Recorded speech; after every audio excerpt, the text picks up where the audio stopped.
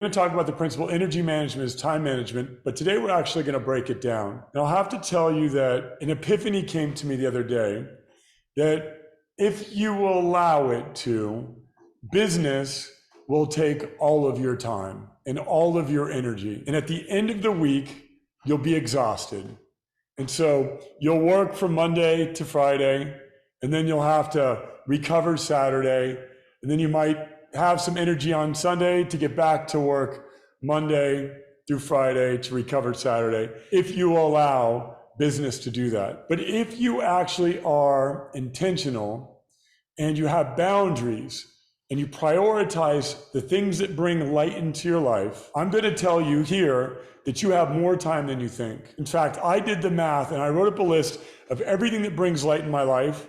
And then I wrote up a list of my business responsibilities. When I looked at it, I realized what was happening was I was neglecting the things that bring me light and allowing business to consume 100%, or not 100%, but a large percentage. Now, some of you are allowing business to consume 100%. I was allowing business to probably consume 80%. And that's not the right balance for me personally. Now, depending on your season and the time of year, and the time of your life for that matter, balance will be different for each of you. Some of you that don't have children, just starting out your career, you might say at this stage of your life, you want to put more into the business buckets, and then you'll put more into the life buckets later. Some of you might be thinking to yourself, well, I got to save up a certain amount of money by the time I'm 60 or 70, so that way I don't have to work as much later on. So you might decide you want to put more in the business bucket now and less in the life bucket. But you have to have a strategy for both of the buckets, and you have to set the boundaries around the life buckets, because the business buckets will take over the life buckets. The life buckets rarely take over the business buckets, especially when you're an entrepreneur and you have big goals and you're mission driven and you're passionate and you're seeking to be extremely successful. If you're one of those archetypes, then the business buckets take over the life buckets. But conversely, let's say that, you procrastinate and you like to watch a lot of Netflix and like to hang out on social media and like to hang out with friends, and you have extroverted tendencies and you just want to go do this, that, and the other, then oftentimes the life buckets take all the space and there's not a lot of time left for business. So what I'm going to share with you is a presentation here tonight to help you actually quantify how you're allocating your time and give you some tools. Now, in order for you to follow along with tonight's presentation, you're going to need a pen and your journal like usual. And I'm going to need you guys and gals to do some automatic writing and journaling here today. And at the end of it, you're going to have a breakdown for time management and energy management. So we're going to talk about energy and time management. One of the key principles here, and we've talked about this in our Enlightened Entrepreneurs principles and in our other mastermind sessions, and is that what you measure improves. So if you're not actively measuring how you're allocating your time, you will not improve it. And I will tell you right now that most entrepreneurs that I speak to, and I speak to a lot of them, they think that they know how they're spending their time, but they're not actively measuring it. They'll tell me things like, I don't have any time for this, I don't have any time for that. But when you actually look how they're allocating their time, you'll find out that they're not measuring it, so they have no way of improving it. So the first way that we can improve the way we spend our time and the way we spend our time on the things that give us energy versus the things that take energy from us is to measure it. So you need to know where you are spending your time and energy in order to increase your productivity and your generosity. Once again, those are the two dials that we're trying to dial in here. Trying to dial in our productivity and our generosity. And the first person that we need to be generous with is ourselves. So oftentimes when it comes to generosity, we're generous with everybody but ourselves. We're giving to our children, we're giving to our work, we're giving to our team, but we're not giving to ourselves. So these are the two things that we're balancing. And on the energy side of it, we need to be generous in doing the things that are going to restore and renew and recharge our energy, the things that bring us light. And we also need to balance that with the things where we're giving light. So exercise 1, let's write down 20 things that bring light in your life and in your work. Write down automatically as fast as you can what brings you light. To me, gardening. Now, not taking care of the entire garden, because that's a lot of work, and that would be, maybe an hour a day to water all the plants and take care of the plants. So I don't have an hour a day to allocate just to gardening. So I want to maybe allocate an hour a week to gardening, because I do like to do it sometimes. Reading books, spending quality time, intentional time with Reagan. I like cooking. I like decorating. I like the ocean, the beach, meditation, prayer, breath work, spending time with friends, meeting new friends, meeting new people. Now, after we write down 20 items, and write them down as fast as you can, anything that brings you light, anything that brings you joy. And as I mentioned, work will take all the available energy in many of our cases. Not all of us are here for that purpose, but in many of our cases, work will bring all of the energy, and it'll take all of the energy, and we'll fail to catch the sunset, or we'll fail to meditate, or we'll fail to take a trip to the beach or to the lake or to the cabin or whatever it is that brings us light, or get out in nature or go on a hike. We'll fail to do those things because work will consume the energy. So we're going to write down the 20 things that bring us light. I want you to start to prioritize those items that bring you the most light. So on a 1 to 4, out of everything that you've written, 4 being the highest, 1 being the lowest, what brings you the most light on your list? So for me, quality time with Reagan is always high up there. Fitness is very high. Sometimes I'll neglect to do fitness. Sometimes I'll fall off and I'll go, why am I so cranky? Why am I so triggered? Why am I so irritated? Oh yeah, I haven't worked out in a week. Oh, that's right. That's why I do that in the first place. So at the end of tonight, you're going to have a nice long list of both the things that bring you energy and the things that require a lot of energy. And we're going to have some boundaries around both of them, and we're going to have a clear assessment of how we're spending our time. After you've ranked 1 through 4, and none of this has to be perfect, what we're attempting to do here is just simply get a measurement down on paper. The measurement doesn't have to be perfect or precise. You will work toward having greater precision in it once you become aware that it's an important bucket or it's an active bucket. Then we can seek to improve it. Looking down at your list of 20 items, how much time does each one of those items take in a day? Catching the sunset might be 10 minutes. Or the sun is far away from you and you got to hike up to the top of a hill. That might be a 30-minute journey. Meditation might be a 10-minute item. Doing a little dance, playing a song, that could be 5 minutes. And so just go down the list of 20 and write a time, an estimated amount of time that it takes for you to do each one of those items. And now I want you to circle those items that you have a 1 through 4, where it's as close to 4 as possible in the least amount of time. So does anyone have one that is a 4 and only takes, say, 5 minutes? Because oftentimes we think, oh, I want to bring light into my life, but that takes hours. There's times where I stretch for, say, an hour. We fail to realize, well, we can actually stretch for just 10 minutes. And that brings a tremendous amount of light. But oftentimes our brain associates something like stretching with like a half-day project, and it can be done in 10 minutes. Okay, so once you've written down all these activities, then the idea, and I hope you all have your calculators. If you're on your phone, you might not be able to do this and watch at the same time. But I'd like to take you through some calculations of time. Now, for the purpose of this exercise, it doesn't have to be precise. It's more about identifying the core buckets of how we spend our time, doing some calculation around that, so that way we can measure it, and then seeking to improve it. For the sake of this exercise, I did it with 31 days. Every month is different, but I did it with 31 days just because that's the most amount of days in a month. Each month is going to be different. You're never going to be perfect in your time allocations in these buckets. The objective is to forecast what we're going to spend our time on and to be intentional about how we want to spend our time. And then at the end of each month, we review it. And then we ask ourselves, how well did we do on a 1 to 4 in these particular categories? Each and every single day, you want to do 3 things that bring you light. You want to make sure that you're doing one first thing in the morning. You never want to start your day without doing something that brings you a serious amount of light. Every single morning, first thing I do is I start with a gratitude exercise, and then I pet my dog and have a deep connection with Berlin. I love my dog, I pet her, and I start my day with gratitude, and unconditional love with my beautiful dog Berlin. And then I go into a couple other things that bring me light as well. So I start my day each day with light. Then midday, I do a meditation or I do something that brings me light. And then before bed, I do something that also brings me light. Now, when we're being strategic here, we want to also make sure that we're sequencing the things that bring us light. Some things at work bring us light. Some things take it. It's not the funnest thing to do to sit in a meeting for, say, an hour or 2 hours or whatever it is, but we got to do it. And so that might take a tremendous amount of energy. And so we want to make sure that we're sequencing our day, recharging our energy as we drain our energy. We drain it, we recharge it.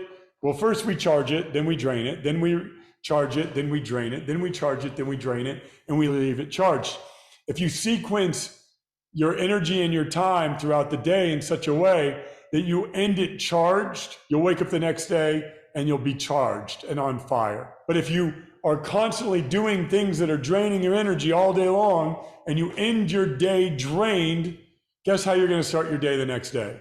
Drained. It's pretty self-explanatory. So we want to take control back of our energy. And the way to do that is to actually look at your day and to stack your appointments and your time considerations and what you spend your time on and how you spend your time in such a way that the things that drain you are immediately followed by something that charges you. For the next exercise, we're going to categorize our time into light buckets. I spend an hour a day dedicated to my relationship with the Creator. That's 31 hours a month based on 31 days in a month. I spend an hour a day doing self-love. This includes my hygiene, my brushing my teeth, my hair, which takes hours. It doesn't take that much time for me to do my hair, but this is just self-love stuff. I spend 2 hours a day intentionally with my son. That's 62 hours a month. Even when he's not at the house, I'm checking in with him, I'm talking, or I'm planning things that we're going to be doing when he is with me. I spend 31 hours a month doing personal growth. That's reading, watching a course. I have to spend 31 hours a month writing. That's an hour a day. If I don't do that, I'm not able to create the content that I need to create, to articulate how I'm feeling and thinking, and to have the breakthroughs, because I'm a writer, so I have to write an hour a day. I do 8 hours a month worth of vocal work. I have a singing coach, about 30 minutes per session, 4 sessions a week, 8 hours a month with friends. Now, some of you are spending 8 hours a week with friends. Some of you are spending 20 hours a week with friends, and that's fine. I have so many relationships and connections as a result of my work and my son that my time is filled, but I have to make sure I make 8 hours of time outside of my work connections and my connection with my son for friends, because if I don't, I'm not meeting new people, I'm not connecting to my old friends, and there's an absence in my life. So I have to make time for it, but it doesn't have to be a whole lot of time for me to feel full and to know that I'm making progress in that particular bucket. 4 hours a month for charity. I give to National Angels 4 hours a month, and I do other related causes. Some months it's more, but it's always 4 hours a month. Dating. Now, this is one that I truthfully have not been getting to the tune of 12 hours per month, but I put it on my list here of, I'd like to, in my 45th year, find my soulmate. And so I have to at least dedicate 12 hours a month to that. Fitness, I have 20 hours a month. That's 1 hour a day, 5 days a week. Nature, 12 hours a month. Berlin and Name, my 2 beautiful dogs, 10 hours a month, which is about 20 minutes a day. I have 23 days of vacation per year. Now, I've allocated that to 12 hours a day because I factor in sleep, time with God, and these are things that I do on vacations as well. So I factored in 23 days a year, 12 hours per day, which is about 23 hours per month. Now, the way I broke down my vacation is I want 2 7-day vacations. So that's 14. And then I want to have little mini vacations for the rest of my vacation. So I just got back today. I took Sunday and Monday. I took Monday off completely yesterday. So 1 vacation day, basically a little mini vacation, and got back in town Tuesday. Went to Malibu, not too far away, stayed at this place CoStar set me up with at this hotel that she knows the owner of. It was wonderful. I was, walking distance from the beach, just recharged and restored myself with Reagan. Now, house. I like doing some things around the house. I can't keep up the entire house myself, so I have 10 hours a month that I like to invest in my house. Sleep and relaxation is 217 hours a month, which comes out to 7 hours a day. Now, I only sleep about 6, but my nighttime ritual takes me about an hour. I gotta get in bed about an hour before I'm out, and then I'm out for about 6 total hours for a total of about a 7-hour window that I need to allocate toward that. Like I said, I'm not trying to have you become a perfect accountant of your time, because that's not a really fun way to live unless you're super analytical. For those of you that are like me, that are not very analytical when it comes to how we spend our time, this exercise is going to allow you to measure it and then actually ask yourself, am I allocating time correctly? Is this allocation filling up my cup in such a way that I have a ton of energy to bring to my work? Or am I draining my cup at work and then I'm not filling it all because I'm wasting my time with distractions and other various items that I'm not properly allocating my private time? So I'm draining my cup and I'm not filling my cup at my private time. And as a result, I'm basically empty. So when you look at the totals that I have added up for you, for me, I should say, the way I allocate my time is 479 hours of 744 hours in a 31-day month are allocated toward charging my energy, which basically leaves me 265 hours available for work. 265 hours available for work, and we work about an average of 20 days a month, which would mean that I work 13 hours a day that I can allocate for work, which when you think about that, that's a lot of time. You wouldn't think you could do all of this and still have 13 hours a day for work. Now, I challenge you, write it out, program it, then calculate it, and then determine how many hours a day you have for work. So as I mentioned, this leaves me 13 hours a day. Now, I'm not suggesting 13 hours a day. This is a 20-day month. Some of you work 6 days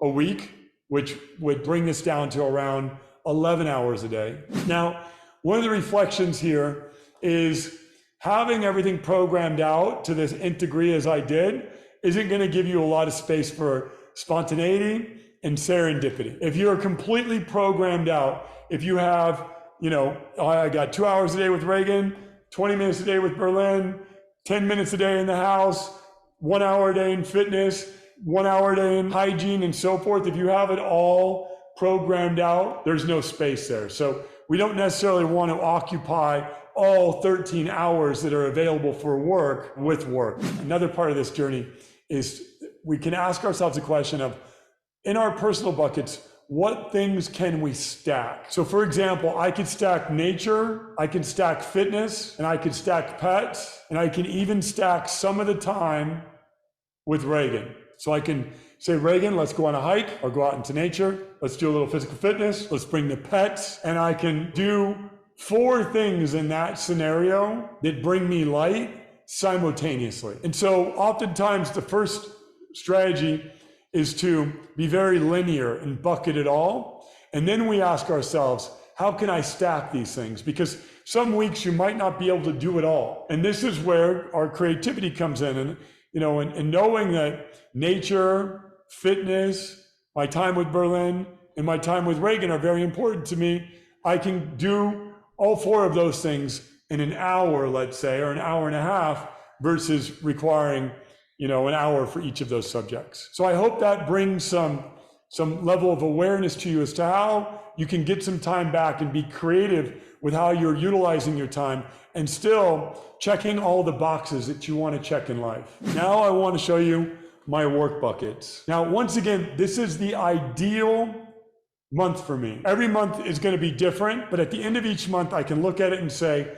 how did I do in this bucket? Did I do everything that I thought I was going to do here or not? So spiritual integrity. This sounds like a personal bucket, but it's actually a work bucket. And the reason being is I need to make sure that there's a spiritual integrity with the work that I'm doing and that the team is doing. and that we are aligned and that we are not falling out of alignment. And falling out of alignment with your spiritual integrity is easier than you might think. All of a sudden someone says, oh, there's an opportunity to work with an e-cigarettes company, which came to me today. And, a lot of money, big opportunity.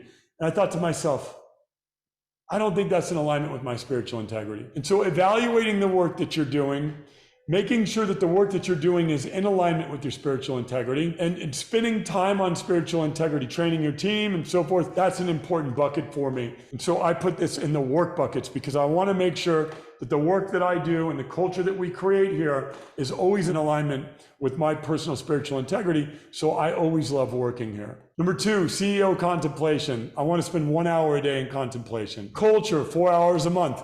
We have an hour meeting once a week, every week. Executive team, 12 hours a month. This is the time that I spend with my executive team, one-on-one and executive team meetings. Strategy and planning, 8 hours a month. We don't actually do this on a monthly basis. We do this on a quarterly basis, but we'll do it over a weekend. So I'm allocating the time on a monthly basis, although we take action, say once a quarter doing strategy and planning, you still want to allocate it on a month-by-month basis to make sure when you're looking at an entire year, you're properly allocated. This is more of an accounting method of allocating time. Finance, 4 hours a month. By the way, in finance, I've got to do payroll. I've got to do expense approvals. I've got to have discussions around contracts and around vendors. This is the finance related work that I'm required to do. PR, 8 hours a month. I did a podcast today for an hour. I do about 8 different podcasts a month. Investor meetings, 4 hours per month. HR, 4 hours per month. This is performance reviews, having discussions about performance plans for people. CEO project management, 4 hours per month. Group coaching. This is my advocate calls, my finance and funding call, which is coming up next week, and any other group coaching sessions that I'm doing 12 hours. Private clients. Many of you know we have a private client program where I one-on-one coach businesses. I spend 40 hours a month doing that, 10 hours a week. When I meet with my private clients, that consumes a lot of my energy. And so that's why I'm not taking on more one-on-one private clients right now, because I only have 10 hours a week that I can allocate to that. R&D is 8 hours a month. That's primarily working with Iden. We're doing research for new technology that we're bringing into the marketplace.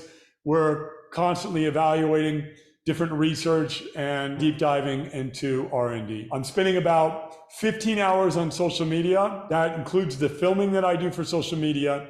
And I also, will reply to comments. Many of you see that I'm out there. I'm replying to DMs, I'm replying to comments, and I'm checking in on what's going on social media. But I have an Instagram limit to no more than 30 minutes per day. Virtual experiences, 4 hours per month. These are our Spiritual Warrior Summits and other various virtual experiences that we do. In-person experiences. These are our Spiritual Warrior Retreat, as well as our Transformation Days and our Leadership Summits and things like that. That's 25 hours a month or 30 days per year that I'm spending doing our in-person experiences. Recruiting. This is separate than HR, although it would be bucketed under HR in a traditional organization. But this is me actually recruiting team members into the company and talking to prospective candidates. Analytics, KPIs, and performance. This is performance reviews and analytics that I'm doing with the team. That's 4 hours per month. Prospect meetings, 8 hours per month. Sales team, 6 hours per month. Client development. This is an area that needs focus. I'm not doing anything here, but I still have it on my list. And I have that it needs to be focused, and it needs focus. And the reason why I put it there is because something's going to have to give from one of the other buckets in order for me to do this. Ads meetings, I spend 2 hours a month on our advertising. Operations, 4 hours a month. Brand, 2 hours a month. Marketing, 4 hours a month. Content development, 12 hours a month. Coaching, platform needs focus. Customer experience needs focus. Product development, 4 hours per month. Product improvement needs focus.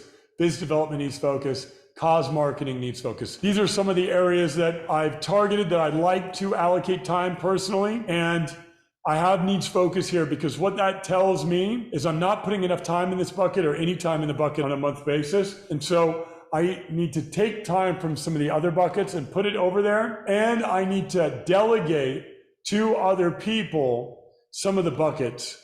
So that way I'm not spending as much time in the bucket. Total hours and energy allocated is 237 hours per month.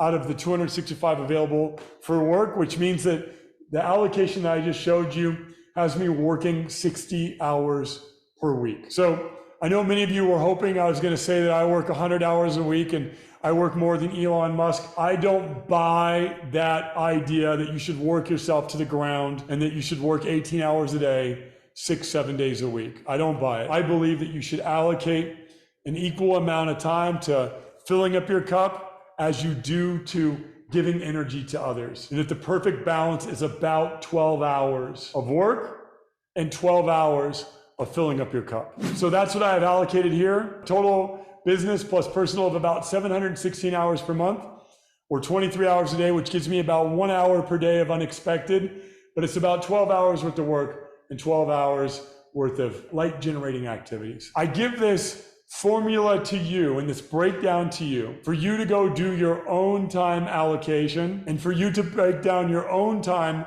and do your own contemplation and your own thinking on this. All of my buckets were specific to Altar Call and specific to the level of CEO that I'm at today and the level of CEO that I aspire to be. So the key takeaways from what I've shared with you here today are: one, we need to stack X, Y, and Z to make space for the good and make space for God. So stacking is very important. Even in the work buckets, you can do some stacking. Two, 20 minutes a day is 5 days a year. Anything you give 20 minutes to a day is 5 days a year. Three, you need A+ people who take things off of your plate, not add things onto your plate. I want to do 100 more things. I want to do a lot. You saw, even though I still am spending 60 or more hours in the work that I do, I still have areas that I need to focus in. But the only way that I can do that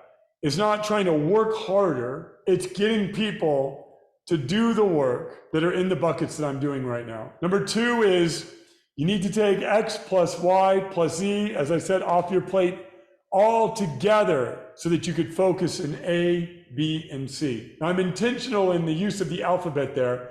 X, Y, and Z are the things, when you put your work bucket together and you add all your work buckets, what are the items that are your X, Y, and Z, meaning the least of your priorities? And what are the items that are your A, B, and C, which are your highest priorities? So my A priority is working with my exec team. I need to make sure the exec team is in alignment because they're responsible for getting everyone else in alignment. My B priority, meaning after A comes B, not that it's a B, but my B priority is culture, because I have to make sure that our culture is constantly heading in the right direction. Then my C priority is my clients. I have to make sure that, my clients are receiving the value that they're paying for and that they're happy, right?